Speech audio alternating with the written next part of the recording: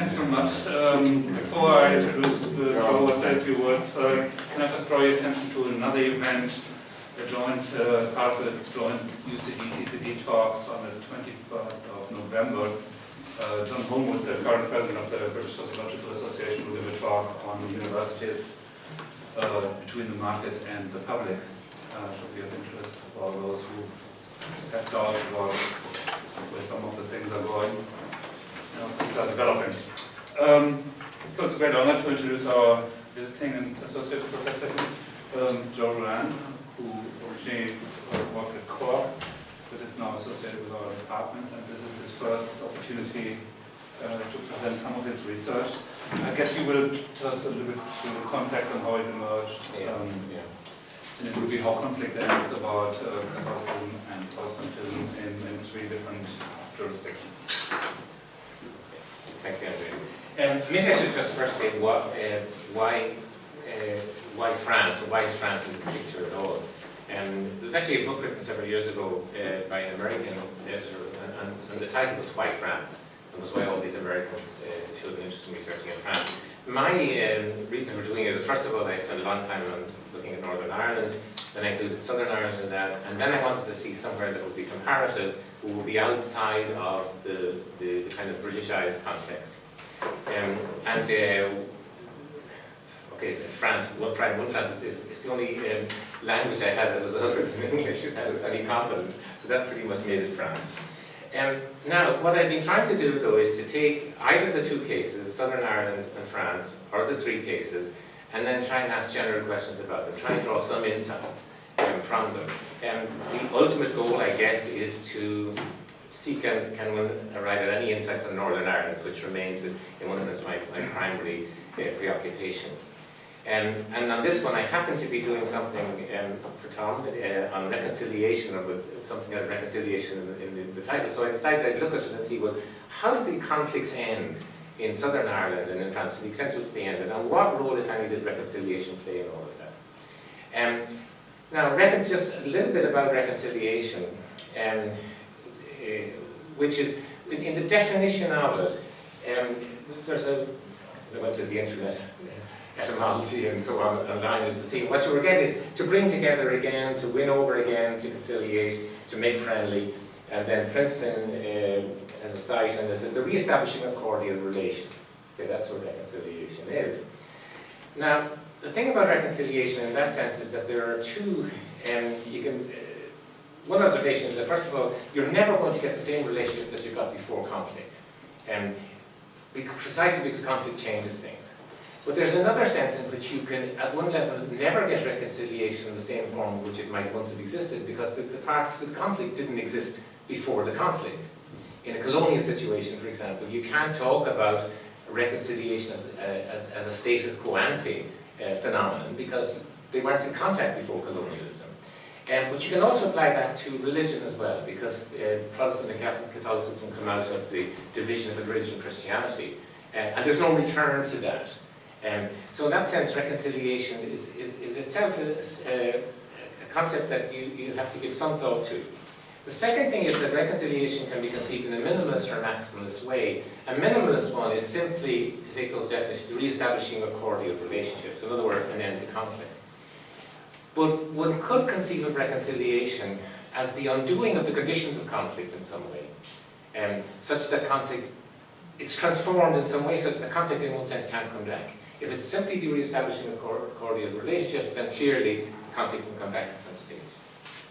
Now, Catholic-Protestant conflict in Ireland is complicated enormously by the ethnic aspect of it as well, because you have an overlap between ethnicity and religion. They're quite difficult to separate out in the Irish context, because the relationship, the slippage from one to the other, is often seamless. Not always, but often. In what I say, I'm concentrating, or I'm going to talk mainly as if it was the religious dimension I'm interested in. But in fact, if you look behind the terms Catholic and Protestant, the ethnic dimension is there as well. One observation as well, and that is, it may seem to you that a conflict that is determined by an overlap between ethnicity and religion must be worse than a conflict that is simply about religion. That's not the case.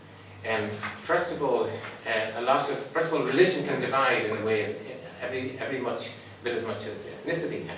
Secondly, what divides is difference, and then community linked to difference. And one difference can produce communities just as produce opposing communities just as much as two differences together. And then finally, of course, that a lot of conflict is determined by situational, conjunctural factors, and they operate equally for both.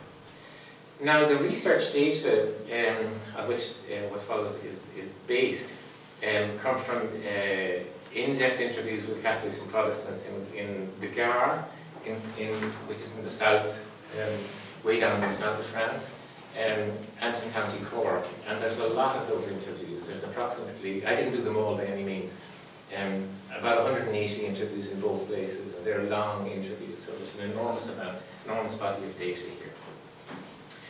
here. Now this may seem a little redundant for those of you who know anything about the two situations, but comparing France and Ireland obviously presents certain problems. The Reformation took place in a completely different way. The two states are a very different kind. The history of independence is much deeper. One is an empire, and so on, a big power, the other one a little power on the fringes of Europe, and so on.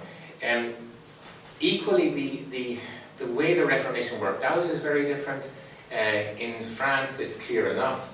The Protestants lost the wars of religion. That was over by the end of the 16th century. They were then oppressed for a long period of time. Finally, they were emancipated at the Revolution. They entered the political process. They distinguished themselves in the 19th century and the 20th century, economically and politically, but they're a tiny minority. But it's really a linear process: defeat, emancipation, integration. In the Irish case, Protestants win, but they're a tiny minority. It's Catholics who are a majority who are oppressed. Catholics are emancipated. Catholics then enter the political process, and then over a large part of the country, they take independence and take power. So you're not talking about similar kinds of processes. Is it possible to compare those two cases?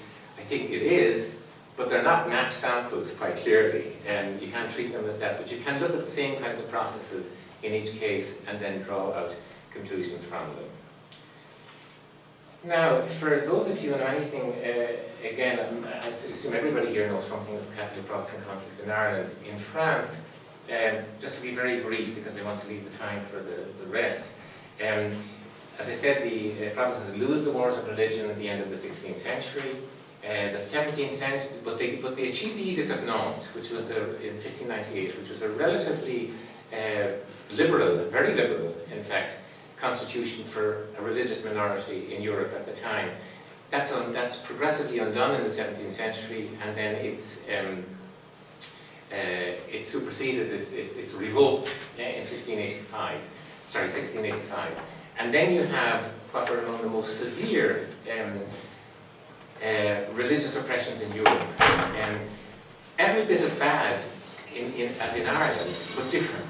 It didn't take the economic form that it took in Ireland, but the religious form was pretty awful. We don't need really to go into the details. So the history then, if you look at France, is of this tiny minority who managed to hang on, whose numbers are around 2%, 3%, who were scattered over much of France, concentrated in the region of the Gard, but scattered over much of France, trying to hang on, basically. In the case of, that's however the national pattern. If you break it down and look at a region, then you get a different kind of dynamic. Because in the Gard, Protestants survived in much more substantial numbers, and they also had economic power. So you have a situation not unlike in some respects Northern Ireland, where you have villages that are Catholic, villages in the past, villages that are Catholic, villages that are Protestant. And then you had competition between those, you had tense relationships. Protestants were also powerful enough to dish it out to Catholics when, under the right circumstances, usually a weakening of the central power for whatever reason. So there are massacres of Catholics by Protestants, and so on. And equally very bad feeling. One of the surprising things, perhaps, to note about Catholic-Protestant conflict in the Gard, uniquely, is that it returns at the Revolution. And for a period from the Revolution onwards, You had, first of all, you had an early period of conflict when hundreds of Catholics were killed by National Guard, which was predominantly Protestant, and were doing it for religious. They were trying to protect the revolution, but because the revolution emancipated them. The Catholics were resisting the revolution, were now turning counter-revolutionary because of the consequences for them in the particular context of the Gard. So, in other words, this was a political conflict, yes, revolution, counter-revolution, but also a religious one, because religion overlapped with politics. There was also the White Terror of 1815, when basically bands of Catholic cutthroats went around literally cutting Protestant throats. Now, how many they killed? Perhaps 100, over 100, but a substantial number, and that remained in the Protestant memory throughout the 19th century. So, in other words, you're talking about relatively recent conflict between Catholic and Protestant. Now, there's a quote, which I'll just give you quickly on this, which I'd like you to. Oops. Okay, that's just one thing to note. If you can see that down at the bottom, the Gard is there, the Massif Central is there, and then on the southeastern slopes of it, that's the Cevennes. That's the which Protestant is was traditionally a Protestant stronghold. That's more of the Gard. That's Nîmes as its capital. Again, the Protestant concentration population is largely on the west and northwest. That's a view of simply Reformed churches in France in 1955, and again you can see the concentration of churches in the Gard. That's the Museum of the Desert, which I'll tell you about at a later stage. I don't have that quote in it, but it's not. Anyway, that's a meeting of the Assembly of the Desert, which we'll talk about later. But I'll read you then the quote, and that is what distinguishes this midi, which is not the midi of Provence or of Albi, but of the Languedoc, set against the mountain and distinct from the wine-growing plain, this is from 1945, is the persistence and passion of its religious struggles. They come from a past of persecution and war that has not been forgotten, and that conditions the economy, politics, and even geography. The result is violent and fanatical rivalries that are tinted nevertheless by idealism. One wonders at times whether one is in France. In the middle of the 20th century, one still finds hardly attenuated the emotional currents of the wars of religion, and one still breathes the air of the 16th century. Okay, that's a slight exaggeration.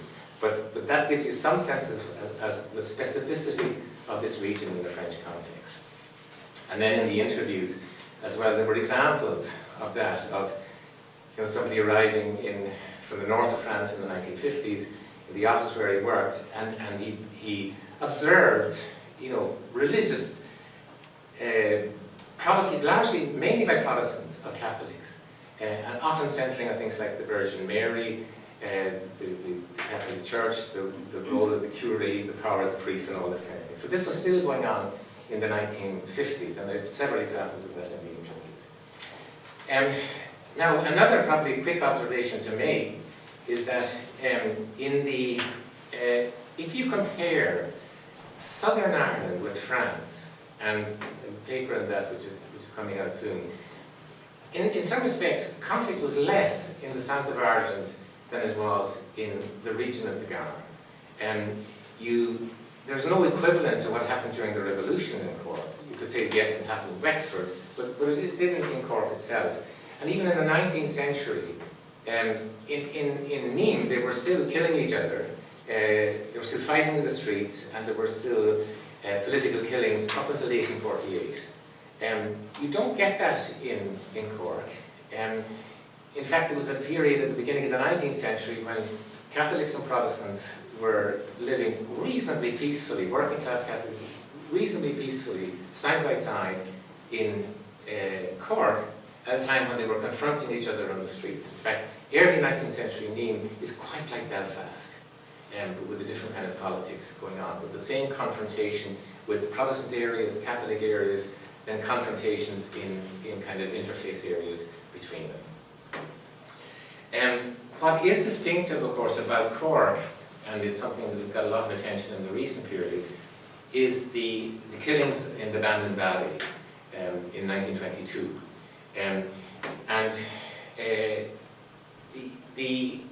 there's a number of complex issues. I don't take a position on that because I need to go into it, I feel I need to go into it much more detail to be able to be clear about it. But my general sense is that there has to have been a sectarian component to it. It's really inexplicable otherwise. The numbers of killings over a short period of time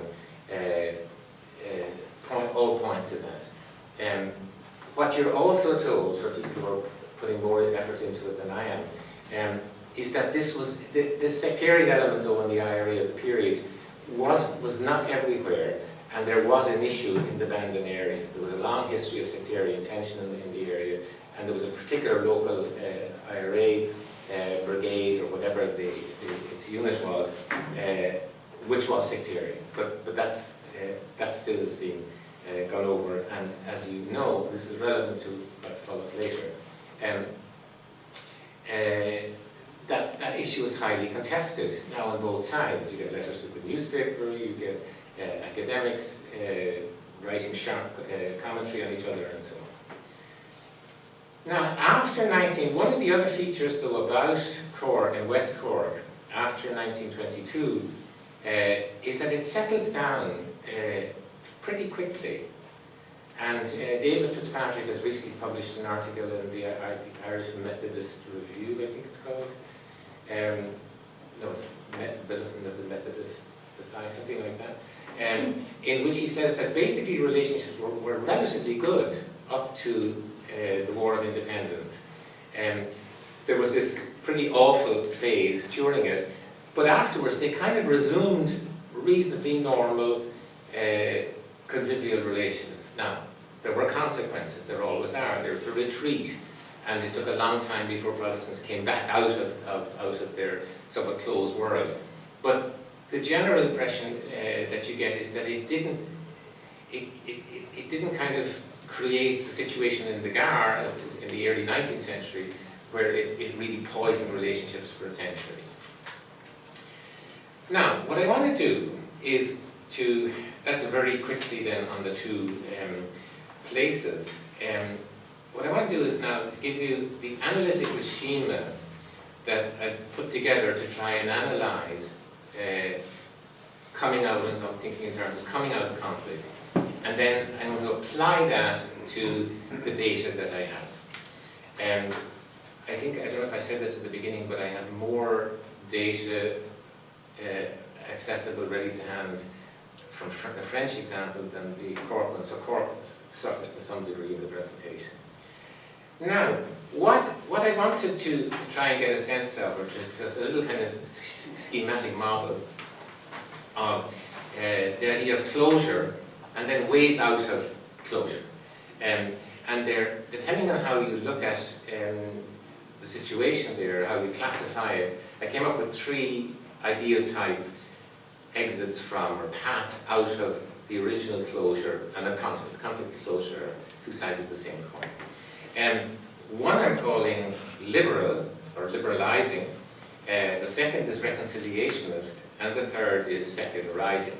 Now, liberalizing is simply saying, yeah, well, okay, my parents, my grandparents, really they wouldn't have a Catholic about the place, or they wouldn't have anything to do with Protestants or whatever. But my parents were a bit more liberal, and as far as I'm concerned, really, it doesn't make any difference to me. This is classic liberalizing attitude change. So that's one way in which people retreat from an earlier situation of conflict. Then you had the reconciliationists, and these are people much smaller in number, as you can imagine, but nevertheless significant in their let's say impact, who took this very seriously, and they wanted to improve relationships. And the key group here in the religious sense are the people who engaged and committed themselves to ecumenism. And ecumenism now, we're a long time away from the late 60s and the early 70s when ecumenism was really strong.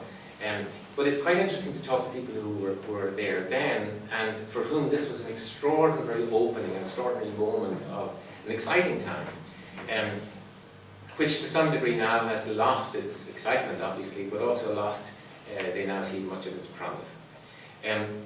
But you can apply this ecumenical thing, which is a really positive commitment to better kinds of relationships. And then the secularists who say, look, religious conflict, for heaven's sake, we're way behind that. We're way past all. It doesn't make any sense. This is ridiculous. I don't want to know. Don't talk to me about don't want to know. They were the people who really didn't want to be interviewed as well. Now, so that's one way of looking at paths out of conflict, and what I've been doing is, in a sense, looking at the experience of these groups as they took a position of some kind. Now, the other issue, though, is this, what I have here as ways of being Catholic or Protestant. And it's a classification I've used in a number of things I've done already, and which I keep adding to, I should say, because there seem to be more and more ways of being Catholic or Protestant. But which is one way anyway of thinking about it. Because what is it to be Protestant? What is a Protestant? How does one do Protestant? How does one be Protestant? One is obviously, or Catholic, sorry, Catholic. I originally did it for Protestants, but it's Catholic obviously. One is theological. It's a set of, it's a belief system. It's a way of thinking about God, about imagining God, and so on. The second one is historical. And what you find, I mean, this again, the French influence is very strong here on the thing, because the French Protestantism today is to a very large extent a historical identity, rather than a religious one. Very large numbers of Protestants don't believe anymore, they don't have any religious faith, but they're quite clear they're Protestant. And if you ask them what does that mean, they say, well, look what was done to us. You know, we were, this happened to us and this happened to us, and we were oppressed and all of that, and we fought back, and we survived, and we endured, and this is us today. We have a heroic history, we have a glorious past. This is who we are, and this is what defines me. Okay, I may not believe now, but this is the tradition I'm from, and I'm proud of that tradition. Now, this is identity as historical. It's a religious identity, it's Protestant, but it's not Protestant in a religious, theological sense, but it's Protestant in a historical sense. Now, you can apply that obviously to the Irish case, both Catholics and Protestants have an equally powerful historical sense of their experience as a historical community. Then there's the cultural sense, believing that there are distinct cultural or moral qualities that go with members of the different faiths and so on. And this is the notion, and we'll come to it in a moment, that there later when we look at the particular way in which these are talked about. I mean, the Protestant ethic is the clearest example that may come to mind. That the Protestants have a particular kind of economic ethic, industrial ethic, and this distinguishes them from Catholics. But these are cultural qualities. They're linked to religion. You can give a religious argument about their origins, but they're linked to, but they're separate from that. And you can have a Protestant ethic and be a Catholic, presumably today. So that's the cultural one. The institutional one is simply one's relationship to the individual church. The communal one is your relationship to what would have been originally a local community. Did everybody get one of these incidentally?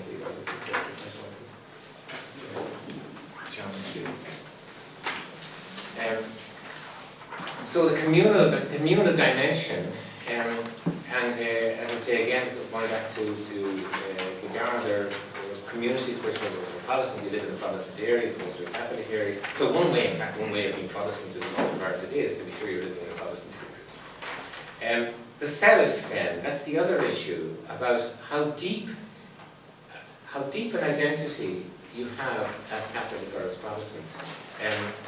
And as we see, the historic identity as Catholic or Protestant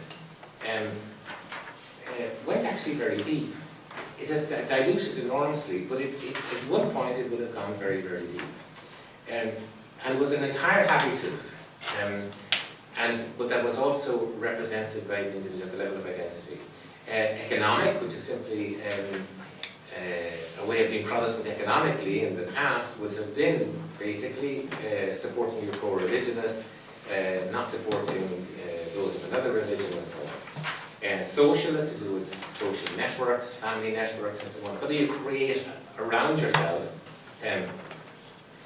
we're dealing here with Protestant minorities, so it's minorities who tend to do that, but a world, a social world of co-religionists.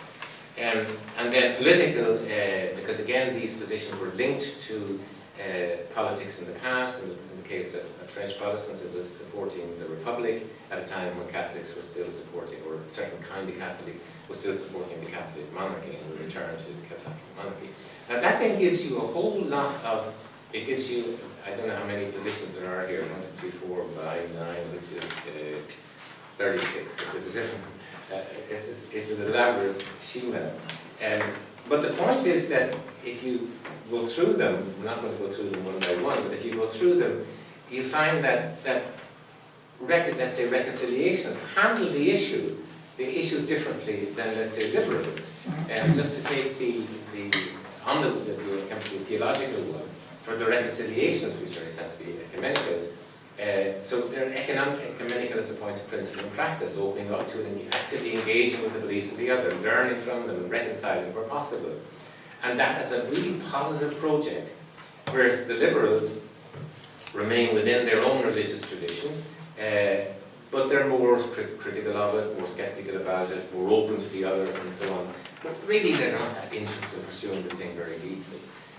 Whereas the seculars, which basically describe communism at that particular period, the 50s and onward, and later, they don't have any interest in the thing at all. They're not interested in going there. Equally, you get the same, array of ways of dealing with history. Whether if you're a French Protestant, you have this glorious history, a lot of which has a very strong mythical quality. Do you hold on to it? Do you kind of chuck it away and just leave it as it's there, and every so often it warms your heart? Or do you actually engage with it critically and see, well, hang on, this can't be true, or is there not another side to this, and so on? At that, if you start opening the thing up and debating it, then you're reconciliationist. If you simply say, look, I'm sure there's mythology there, but it's nice, it's a nice story. Or do you simply say, look, this history thing, the history of religious division, really I'm not interested in it. That was a backward period, it was a misguided one, let's not even go there.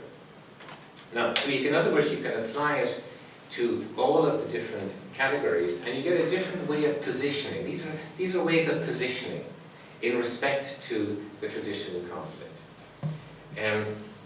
Okay, so I don't want to find myself without the time to go at the empirical data, so I'll take it as some sense as to what the schema gives, and then just look at some of the actual empirical material. One point very quickly to note is that we tend to have a perception of France and Ireland as a place where which abandoned Christianity a long time ago. Certainly when I was growing up, that's what you're told. Nobody in France goes to Mass. They ditched that a long time ago. I was very surprised in the Gard, which is not the most religious part of France. Brittany was much more religious, Alsace was more religious. Being told, no, in the 1950s, the churches were full, everybody was baptized, everybody did their first communion, everybody was confirmed, and so on. Now, I think some of that is an exaggeration, but there's enough references in it to suggest that, no, it was still quite religious in the 1950s. And then the big change, a lot of them dated to 68. They think 68 was the big disaster for people who are religiously minded and a little conservative. They think it all happened after 68. Everything was suddenly put into question. And then people progressively moved away from it. So France is now a much more secular country than Ireland. Remember, France is very regional. The religious issue is very regional. Some regions are still quite religious. Others abandoned, became secular virtually from the revolution onwards. The church never recovered from the revolution. Now, if you compare Cork now and the Gard, Cork is a much more religious region, both for Catholics and for Protestants. What I do say, though, as I said this somewhere else, but just to say it very quickly, is that religion remains a visible presence in the public domain in both places. Both landscapes are dotted with physical and social spaces that have high symbolic or social religious content, including churches, graveyards, parish centres, old people's homes with denominational names, denominational schools, acts and sites of memory. It takes a different form in the two places, but it's no more evident in Cork than in the Gard. What's more evident, obviously, is the higher level of social practice, which you can see any Sunday morning in Cork, and that applies to Catholics and to Protestants. But in any case, in both places, the post-60s period was one of opening up in both places, and it took along, I'm arguing, these three paths: ecumenical, liberalising, secularising. So what implications is that for conflict? What was the experience of these different groups on the different issues? Now, the first point is that the kind of provocation that occurred quite often back in the Gard back in the 1950s would be very rare today. That's that kind of deliberately provoking the other person on religious grounds, getting at them for whatever reason or another, is simply not done. It's not acceptable. It's impolite. It's kind of backwardness. There are ways, though, in which it can still be done, which Protestants still do it to Catholics. And one was when I was there for the first time in 2006, 2007, and you may recall there was a Polish tour bus bringing pilgrims to different parts of France, and they visited some pilgrimage site on a mountain, and it was dark in the evening. I think it was foggy. The driver of the bus got confused. He used the GPS as to which one to go down, and he took the wrong road. The bus couldn't cope with the incline, and the tour bus crashed, and all the pilgrims were killed. I think about 30 of them. Now, one person told me how, okay, this is classic. For Protestants, this is classic, right? Pilgrims, they don't believe in pilgrimages, they don't believe in pilgrim sites. And wouldn't God sort of not help out in those circumstances if they really believed that? Now, one person told me with a certain wounded air that some friend of hers had just very subtly raised that kind of thing. In other words, there are still ways in which she would be elderly. So that generation, it can still be done depending on how you do it, and it's not quite gone yet. But the key development was ecumenism, which in a sense was the official announcement that the war was over and that people were now free to open up to the other as they wished. Now, traditionalists were hostile to the whole idea of ecumenism, and a lot of the older people at the time died absolutely unreconciled to what was happening, and that on both sides. The liberalisers were positive, but not interested in making a deep commitment. They were simply not sufficiently interested in religion. And the secularists thought that it was a good thing, but they had no interest in it. Now, when you think of ecumenism, though, the experience of ecumenists is that there were two kinds of ecumenism. One is opening up to the other person as a person, and the other is opening up to their ideas. There was no difficulty about opening up to the other person. There was a lot of embracing at the time, and friendly and good feeling and so on. Much, much fewer, and a lot of people did that. They had ceremonies in both churches, and they walked from one to the other, and they alternated, and they loved it, particularly in the villages where they had been artificially separated for a long time. The numbers who got involved in actual, really serious ecumenical meetings or groups, they were much, much smaller. But their experience is also quite interesting. Their experience of it, particularly for Catholics, was not that positive, in the sense that they certainly found it unsettling. And the reason, of course, is that a lot of it now is centered on the Bible was now to be read carefully. These were groups that were often Bible-centered groups. And they simply felt seriously inadequate. They had never read the Bible, didn't know what was in it, they didn't know what biblical scholarship was. They felt patronised by Protestants.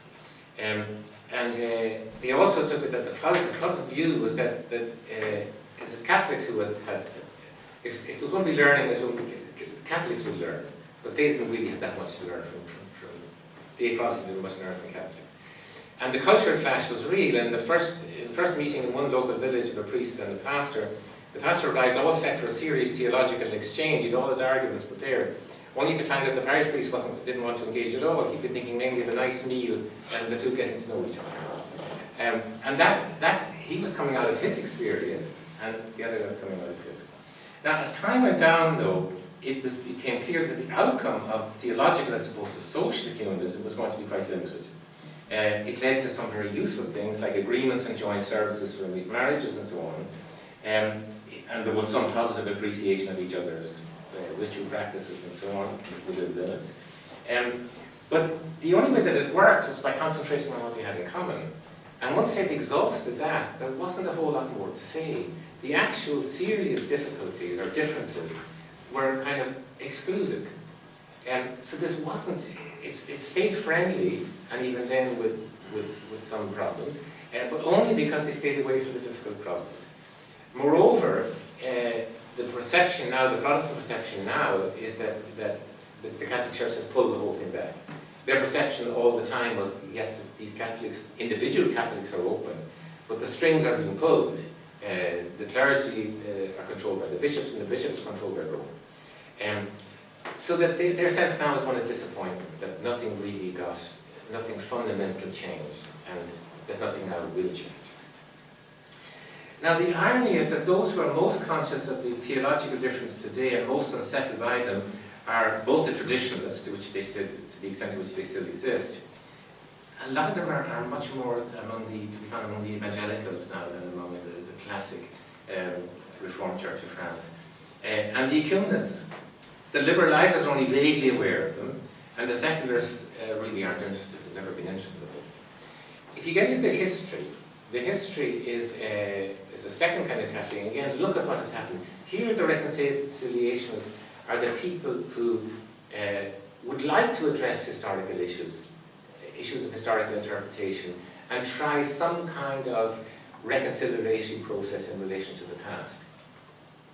In fact, there's very little of that. There's no equivalent in the historical domain to what happened in the theological domain of ecumenism. Now, there's also dramatic differences in, and I'm talking not about academic history, but about popular history, dramatic differences in terms of whose version of the past is dominant in the two places. In the Gard, it's Protestants. They're the ones with the heroic past, they're the ones who cultivated. They're the ones whose interest is most reflected on the shelves of bookshops and conferences, historical novels, tourist trails and commemorative activities complete with historical reenactments, which is now a major focus of tourism. They also possess two key sites of communal memory, in particular the place called Musée du Désert and the Tour de Constance, which again hark back to that period of the 18th century when they were at their most oppressed. And they construct the whole history in absolutely heroic terms, in which not simply in which they suffered, but in which they were in advance of the Enlightenment, in advance of the Revolution, in advance of liberalization, modernity, and so on. There's this extremely positive Protestant discourse.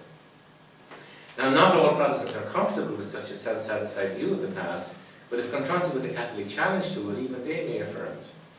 Catholics, on the other hand, and we're talking about Gard Catholics, who not all of them pay attention to the matter. They're like the liberals in the religious domain, that they, look, don't bother me about all of that. But the ones who do take it seriously get extremely irritated by that, by the constant reciting of Protestant heroics, and they, well, what about us? What about the massacres we were subject to? What about the oppressions we were subject to when the Protestants had control, and who don't find their experience reflected in what they hear? They unfortunately don't have a history that could be made the basis of the tourist industry. It's not heroic, but it's theirs, and they say, well, what about us? In Cork, of course, the balance is reversed. There, it's Catholics who lay claim to the high moral ground with a mythicized version of history conceived in terms of historic victimhood and heroic struggle. In Cork, it's Catholics, more accurately nationalists, who believe that they were on the right side of history, who celebrated annual commemorations, whose history is more likely to be found in bookshops and portrayed in museums and film and television programs. It's a version of history that mainly blames the British government for past oppressions, but it implicates Protestants as agents and beneficiaries of British rule. For Protestants, it's a story from which they can take little comfort, but even when they are aware of its exaggerations and silences about its darker side, they are slow to make the counter-argument in the public setting, which risks a defensive and possibly hostile response from nationalist Catholics. However, they note the lack of attention paid to their experience in the 1919-23 period, when some lost family members, many more were subjected to Republican harassment, and the community as a whole felt under siege. But any attempt to highlight that risks a vigorous defensive response from nationalist Catholics. So silence has been the preferred option. And that goes far to explain the extraordinary value which Protestants feel the work of Peter Hart has on West Cork. For the first time they said, somebody has finally said what was done to us. This is what. There was a conference in 2008 on the subject, organised by the Church of Ireland and the group called the Hard Gospel Group. And they came from everywhere, 150 Protestants, they were only Protestants, practically only Protestants invited. The speakers weren't, I was one of the speakers. But 150 came. It was an extraordinary day, because they felt, finally we have some chance at least to talk to each other about what happened during that period. In other words, in both places, history remains a source of division. Not everyone is bothered by this, and some are actually happy about it. The traditionalists are quite happy. Protestant, heroic, those who attach to the heroic narrative love it. The traditionalists whose version of history is being ignored are understandably unhappy. But also, unhappy are those for whom the past matters, and they wish for a more reconciling and even-handed version of it. As in the case of ecumenism, the liberals and secularists are the one least touched by it. If we go to the cultural one, whole cultural question, here you hit the whole area of cultural stereotypes of Protestants. And the stereotypes are mainly of Protestants. I guess that's probably usually the case of majorities and minorities. The minority that gets stereotyped. Majorities generally don't stereotype themselves. Protestant stereotypes tend to be more Catholicism than of Catholics. So it's things like are more austere, more individualistic, more autonomous in their decision making, more thrifty in their economic habits, more willing to drive a hard bargain, more orderly in their lifestyle, more diligent in their performance of tasks, more serious about their promises, and more controlled in their emotions. And that one applies equally to Cork as to the Gard. They're equally stereotypes in Cork. And they're contested. They tend to be the things that are said. Now there's another one though that's in Cork, or in the Gard, I haven't seen reference to it in Cork, and that is that in some way that Protestants are superior in intellectual capacity and or in style or level of culture to Catholics. And the argument there is because we had the Bible, we read the Bible, we valued education in ways which they didn't. We had freedom of thought, and we developed culturally in ways that, the Catholics, have only begun to develop in the recent period. Eventually with education they got it, but up to then they didn't. Now that, as you can imagine, is resented. Some Catholics actually would say, yeah, there's probably truth in that, but it's gone now.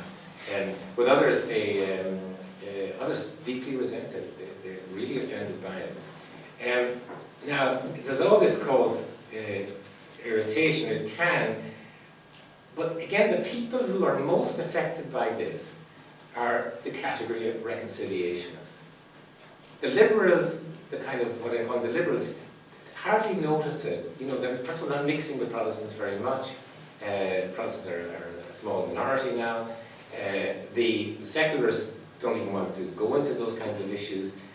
So it's the ones who mix and the ones who genuinely want there to be good relationships, who value this relationship among Catholics, they're the ones who are most vulnerable to these kinds of definitions because they run up against it. It may not be said. One person said to me, they don't say it, but they think it. Institutionally, and again, the picture in the Gard is one of serious deinstitutionalization, disengagement of individuals from the institutions, from marriage, from baptism, from so on. Much, much more so than Cork. In Cork, people still have strong links to their religious institutions. Now, does deinstitutionalization help soften potential conflict? It does, in particular for mixed couples. And this is the problem. There's lots of cases of these, and they were not generally among reconciliationists who are so approving of both of ecumenicals that they would positively value the input from both sides. But the liberals run up against it. And maybe somebody who would be liberal Catholic in that sense marries a liberal Protestant. And then we have to decide, okay, the wedding is okay because there are now rules for how you do it and so on. But then you have to make the choice of, well, what about baptism? What about school? Now, in France, it's mainly state schooling, but there are Catholic schools. There's about religious instruction. Who's going to get that, if they're to get any? What about communion? What about the scouts? Who will participate in all of that? What about the wearing of religious insignia? Do you wear a Catholic cross, or do you wear the Huguenot cross, which is very very specific to, not specific to the region, but is very commonly worn in that region, and sends out a very clear message: I am Protestant. Now, this similar thing though happens in the Irish context. That it's not the marriage, it's not that, it's the problem of the children and which religion they're going to identify with. So, in other words, once you hit the difference, as long as you can bracket the difference or make rules about it, you're okay. But once you hit the difference itself, then it can be just as much as, not as badly as in the past, but seriously conflictual. And another one, of course, is then that in both cases, the problematic nature of the Catholic Church, which everybody agrees, Catholics agree now everywhere, is deeply problematic. The problem is that Catholics are quite happy to say that themselves. They don't necessarily want Protestants saying it to them, with a certain tone and a certain connotation to it. I just skip to identity. Now, on the issue of identity, because I have to keep an eye on the identity. First of all, the depth of identity in the past is something that is quite remarkable. When a 60-year-old woman, at one point that I was a Protestant woman in the Gard, said, look, inside, she says, I feel very Protestant. It is something very, very deep. She says, I don't practice, but I have this. That depth of feeling and the kind of habitus then that's connected with that is really deep. There's a huge dilution of that. The identity is still there, the identity is still important, but it's a much more dilution phenomenon. And that, of course, makes things easier. I could go into the social one, the economic one, and the political one, but I need to wrap up. Again, though, well, just to say very briefly on the social one, the social one is whether you include in your circle only co-religionists, or whether you open it out, or whether you simply don't care who's in it. Again, it's Protestants who have the problem. They're a minority. If they want to have a Protestant, live in some sense a Protestant world, they have to do that.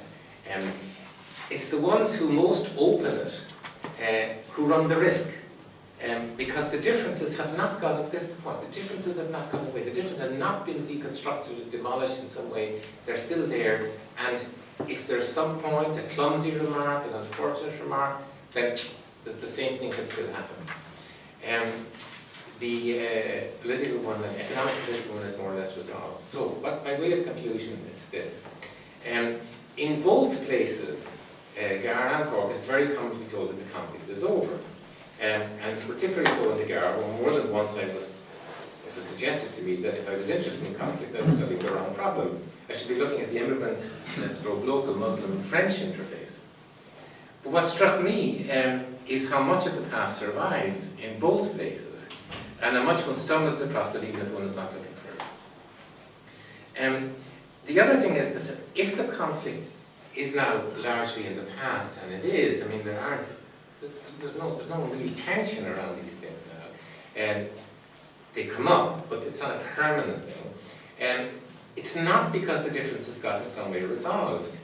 The reduction in tension was due to three factors: the wish to reach an accommodation, to not be in contact, a real wish to not be in conflict. Secondly, this was a conflict on which nothing major turned. There was no major issue of a political kind or a national kind. And insofar as the difference would still pose a problem at the micro level, the putting in place of agreed mechanisms for dealing with it. In other words, the reconciliation is being at the level of people, not of ideas or issues.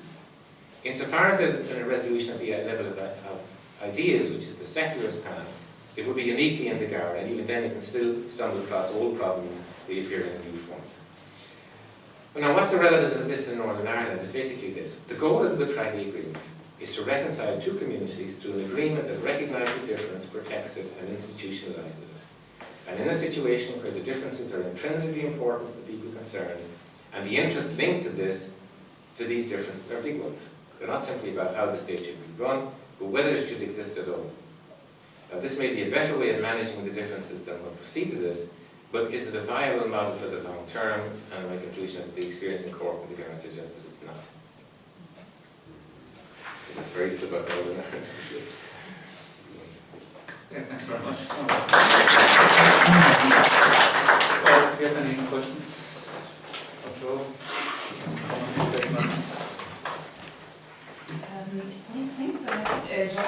I'm just really just a question on the reconciliation. It's something that struck me because, thinking of reconciliation, it's not just a cordial relationship or introducing that, but also transformation, basically, of those relationships. Now, I wonder, what was the background of people who would identify or who you put into that category? Have there been people at the margin who didn't really feel that they could identify with either religion, or have they had really particular kind of bad or particular positive experience?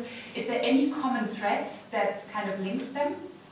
I think, okay, there are different groups in one sense, because, but in a theological sense, a religious sense, there are people with deep religious conviction, and who just found the division really difficult to deal with. But there's there's one kind of strand that came out of that, and that is that the French word is cheminement, which is you make your journey. It's a journey. Life is a journey. And there you might spend a time in a Protestant church, in a Catholic church, or whatever, but it's a spiritual journey. Okay, they're ones who, if you like, drew from both, but in some sense also distanced themselves from both. The others, they remained firmly within their own religious tradition, but they were religious, that's the point. They had a deep faith, and they wanted to embellish that, they wanted to develop it, they wanted to improve it, and they wanted to reform, Catholics particularly wanted to reform their own church as well. So it was a serious religious commitment. They're not necessarily people who have any really engagement with history. The more religious, actually, in the French case, people who are more religious tend to be less interested in history. They think that that's something else altogether. The question is whether you have faith or not. Considering that secularism is such a major story French society tells itself about itself, I would assume that people are more likely in France to identify as secular. So how do you classify them? Are they just come out and say they're secular, or do they have to fit into all of those criteria? How do you do it? It's first of all, they're ideal times in that sense, so they're constructions. Of course, yeah. Now, it is a difficult issue in France, because first of all, whether you can classify somebody as a Catholic in France, now people will say, look, I'm not Catholic. They may have been baptized Catholic, their parents may have been Catholic, they may still have a grandmother who goes regularly to church, but no, I'm not Catholic. And so that the notion of being Catholic is simply somebody who now goes to church and who's rather traditional, conservative, and so on. But they're not Protestants, and they know they're not Protestants, and they mightn't particularly like Protestants. If it would be a question of going anywhere, any kind of baptism, it would be a Catholic one, or religious instruction, but they're not really interested. You see, this is the secularism in France is complicated by the whole idea of laïcité, which is the separation, the rigorous separation of church and state. And that's one strand of it. The other is a genuine secularism, and that is to have no interest whatsoever in religious issues. So the Catholic one is the hard one to pin down. The Protestant one, they say, well, I'm Protestant, and I was doing one interview with one young guy, yes, I'm Protestant and I'm a believer. But then when I asked him later, what did he actually believe? There is some force out there. And that was what it was. It wasn't, it didn't have anything to do with Protestant teaching. I even asked somebody who, you know, well, I said, well, the pastors, they believe. And he looked at me, and he had a lot of contact with the church, and he says, do they? And I said, well, they have to. I mean, well, they talk about it, it's just, well, they have to, you know. So the question of belief, it's an advanced level of secularization. What is surprising, though, is how many people are quite committed religiously in France. It's down to small groups, but those groups are very serious. I'm not sure if that's answers your question. As far as I know, well, I'm from France, so I've never been in the Gard. You have been?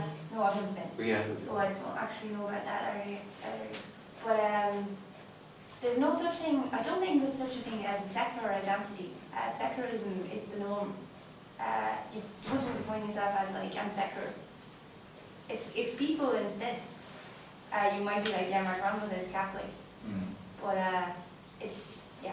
So you say it's just taken for granted that you're secular, and is that what you're saying? Yeah, like I know for the young generations, religion is very much a private thing. It doesn't really concern anyone else but you. It'd be very impolite to ask anyways, and most people, I'd say most people don't believe or don't feel concerned by that. Well, I'm just wondering, I mean, what are the recent issues, I mean, from a couple of weeks ago about gay marriage? So, it's been brought in, so it'd be interesting to see, I mean, those are 200,000 people who gather around the Eiffel Tower, you know, mainly motivated by religious background, I would think. So are they a ban or something like that? So are they mainly, I would think that Protestants probably don't show up there in great numbers. But I don't know. Protestants tend, well, on gay things, tapping into several things, but generally Protestants, the French Protestant tradition, now, if you like, the official view, there's a magazine called Reform, I don't know if you've come across it, they are liberal on everything and progressive on everything. And they're concerned about minorities and concerned about rights of minorities and so on. So they have a very strong principled position. So you tend not to get Protestants at things of that kind. The whole question of whether there's a Protestant right is something that's talked about quite a lot by historians. You have still a very strong Catholic tradition in France. It's a minority, and it's viewed askance by quite a lot of people who are of Catholic stock. But there's also the question of a habitus, and a cultural habitus. There's a woman that I know, a very good friend, and she was talking about where she worked and there was a Catholic Protestant, but I said, I don't think it much. She said, well, I'm neither. But she wasn't neither in a cultural sense. She could not have been a Protestant, you know, in the sense that she didn't, that worldview, that way of thinking, that way of feeling, that way of thinking, wasn't hers. She was relaxed about the whole thing in a way that a Protestant simply is not. Now, there are Protestants who have moved out from that, but still that tradition of Rome, of the papacy, of what was done to them, and all of that is still there. It's passed on, it's imbibed when they're quite young, and it kind of stays there. And there's, of course, immense satisfaction that they may be secular now, but they were never Catholic. Because that's not it. And when the Catholic Church reveals this yet another kind of scandalous affair, they can simply say, well, it's nothing to do with us. Yeah, I think that the Catholic Protestant webs of meaning are deeply entrenched, and people are suspended in them to this day. And then the question is in Cork and the Gard.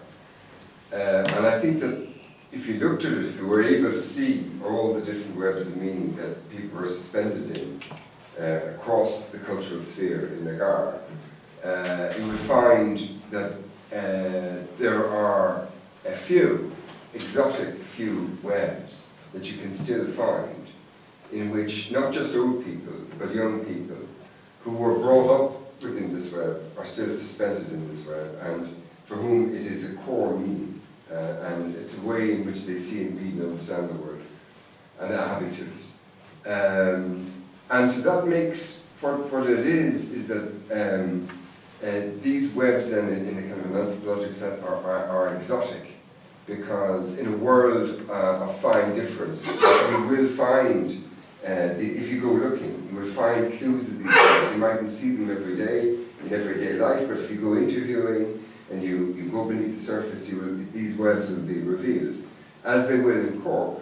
But the thing is that when you said that about that, is that if you've been suspended in a Catholic web, the web may disappear, but there's no chance of you ever becoming a Protestant. And I think that's the interesting one. And I remember, even here when in 1976 when I was interviewing students, they went straight from being Catholic to being atheist. They left out Christianity, was just wiped out. Because the idea of not being Catholic meant that you were an atheist or agnostic, but it could never mean that you could be a Protestant or a Christian, because there's only other one type of Christian, which was Protestant, and whatever else you could never be a Protestant.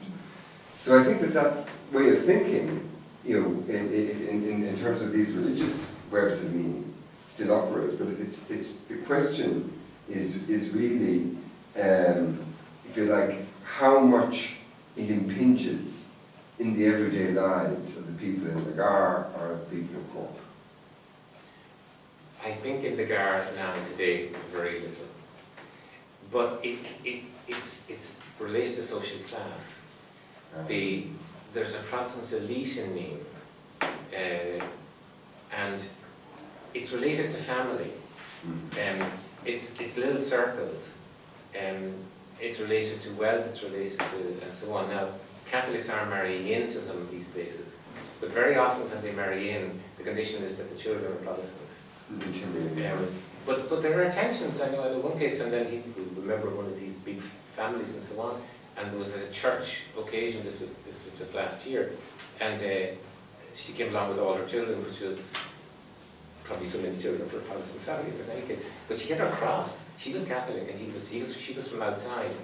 But this was a Protestant church evening, but the cross was very visible, or Catholic cross was very visible. So you run up against them in mixed marriages. There's another thing that is worth mentioning as well. When I would do interviews, and interviews with Catholics were different than with Protestants, and it was related to the fact that I was Catholic. I mean, the question would come up, and I was. It was a conviviality that for them crossed national boundaries. Which again I was very struck by, because I would be more conscious of them as French than as, but then I picked up that no, this is not the same thing, and there's different styles of interaction and so on. The question though, Tom, another question related to that is do the webs survive, even though they're diluted of their religious content? And my guess is the webs survive. I don't know how the reproduction is more complex because the church isn't there to reproduce them. The big thing, of course, that's undermined is intermarriage. Intermarriage then complicates the thing. John? Yeah, the footnote qualifying Thomas point, and almost precisely at the same time I was in Limerick, and there, and not just in Limerick, there was this movement of, like, as far as I recall, it's called the Charismatic movement among Catholics, intense young Catholics, who took to not just singing hymns, but also studying the Bible. And many of them made a transition right across to Protestantism as Pentecostalists. So it was a not insignificant movement at the time. But to go back to the paper, Joe's paper, I found the grid fascinating. 36 boxes looks like a lot, but unlike a lot of grids of this kind, you can actually populate them. But before I realised there were two sides to the paper, I actually thought that 4 ways of being Catholic Protestant were too many. And I thought one way of 9, arguably too many, was it seems there are 2 themes running through this, and maybe there are only 2 ways of being Catholic or Protestant. The first is, I've one I've labelled ecclesiastical. So it's your type 1, theological, and your type 4, institutional. Then the other way is communal, which is historical, cultural, and most of it appears in the far side, except possibly the last one, which can go either way. So I just wonder whether you consider that. Two very small empirical points. In looking at secularization, could you not look at documentary records to see what's happening? Look at the ratio of There's probably no data on church attendance, but data on the ratio of baptisms, church baptisms to births, of church marriages to secular, or to all marriages, of funerals to deaths, if there are such records. And just finally, quick point, you picked Cork as your Irish county. Okay, Cork is not like the Northern Irish counties, but it's not like the Southern Irish counties either. So if you pick Clare or Mayo or Galway, I'm just wondering if you not have found much bigger differences between the Irish case and the French case, because of the fact that the Catholic Protestant communities are utterly non-symmetrical for social class reasons. So Protestants were largely Anglo-Irish, which meant not just Protestant, but had all kinds of social implications as well. Well, I think that was the reason for picking Cork rather than perhaps the fact that it was living in Cork. Is the fact that you Protestants still at all levels, you had small farmers and you had shop people and so on. So you had sufficient, they were there in sufficient number for it to be something clear. There are so few that it's hard for you to deal with. Yeah, but those of them who were there though are utterly different from the Cork Protestants. No, not all of them. There were Protestant shopkeepers. Most of them are gone now. But one village there was Protestant shopkeeper. But you're right that most of them are gone. So the question is what's comparable between the two places. As to collapsing the categories, okay, there's always an advantage to a smaller number of categories, and there's always a danger of loss when you collapse them. I originally did that, and I had about 6 different ways, or 6 or 7, of being Protestant in the paper, and I gave it to Protestants to read, and they were absolutely fascinated by it. And they were saying, no, I'm okay on 2, 3, 4, definitely number 5, bad number 6. In other words, they used all the categories and applied it to themselves, and then gave themselves this kind of a score on it. So when you collapse, you have to always to watch what you're losing. But I agree with you, there's an absolutely enormous number. But the distinguished categories and subcategories, 2 categories. Oh, I see what you're saying, yeah. I'd certainly be open to that. Yeah. Following up on John's point about the Protestants in the Cork being maybe sui generis, and maybe I missed something, Joe. In France, is there just one type of Protestant church? There's no Baptists, no Presbyterians? No, there are, I'm So you're simplifying using enormously, the term, and in the Gard in particular, there's a proliferation. Complicates matters. It complicates matters enormously, yeah. I mean, the classic thing is what they call the Église Réformée de France, which is a national organisation, and they're the classic, and they're the ones who have the memory of the oppression, because a lot of the other groups emerged in the 19th century. Yeah, but they've been the Huguenots then, those ones. The classic ones are the Huguenots, or it's called Huguenots. The other ones emerged in the 19th century, and of course there are huge numbers today, so there are little churches all over the Gard, with small little groups. A lot of them are ex-Catholics. But there again, I mean, it has been my experience in Ireland to be talking to somebody who's told me in Ireland that he was Protestant, and left me thinking, he doesn't seem very Protestant to me. And thinking, so maybe I should change my view of Protestant. And then he would tell me afterwards, well, actually I was probably Catholic. I converted when I was whatever age. And I had the same experience in France. So the classic tradition is a very specific tradition. It was passed on from generation to generation through the family. The add-ons, the later ones, they amplify the community, but they're not the core. Now, again, that core was very class-bound. In Nîmes, it's very much the Église, the major Église Réformée de France, definitely is supported by the upper class. But then one of their number, who was an ex-minister of health in France, whose name now perhaps you can think of, had resigned because of the blood scandal. I guess she was one of these big families in the family, and she jumped ship and she joined, her husband had been very ill, he nearly died, he survived, and she joined the Pentecostals. So, but that's a huge problem within French Protestantism right now, as to whether they can reconcile themselves. And they're now they're doing it, they know they have no choice, because that's where the vitality is, that's where the numbers are growing. and their own is, they feel that, you know, there's nothing in our church anymore. One last question. No, apropos sui generis and things. First of all, I'm really pleased to see that some kind of primordialism with respect to religion is obviously alive and kicking with respect to Joe Ruane, you know. Yeah. But that's not the real point. The real point is just to take, I think, the last two sentences of your talk, actually, which is the lessons from Northern Ireland. Yeah. And the real problem with that is because in both of these cases, because you talk about tiny minorities, both nationally and locally, the legitimacy of the state, so to speak, is not the issue. Yeah. Whereas the legitimacy of the state really was large over everything in the north. Yeah. Probably larger than religion was. Yeah. Although the two things are clearly map onto each other. And I think it's trying to get, I mean, if you want to blunt answer about reconciliation in the north, you have to get the province reconciled to the fact that actually the 6 counties isn't permanent. You know? And I don't know how you're going to do that. I don't know how that's going to be done, you know, because that is the real issue. Yeah. Because the 6 counties is not permanent. And it's looking less and less permanent as the years pass, you know. And that's the reconciliation, that's the territory of reconciliation in the north. It's not religion. It's political and it's constitutional. And the fudge that has been worked, the present fudge, is a good fudge. By the way, I'm all in favour of it. Speaking as an northerner, you know, it's good fudge. But the issue is being fudged. And that's the issue that will have to be the terrain of reconciliation at the end of the day, you know. But you see, I mean, there are I agree with issues almost everything that you said at the very end that has been fudged. It's not being fudged. If you look at what Sinn Féin and like Jerry Kelly's thing, they are not fudging. No, I didn't say they're they were talking about the fudging. equal validity of their volunteers and so on. I didn't say they're fudging it. Yeah. No, I don't think that I don't think it's been fudged by the people, so to speak. But the basic new institutional settlement has been put in place. Sort of fudges the issue. It didn't fudge it.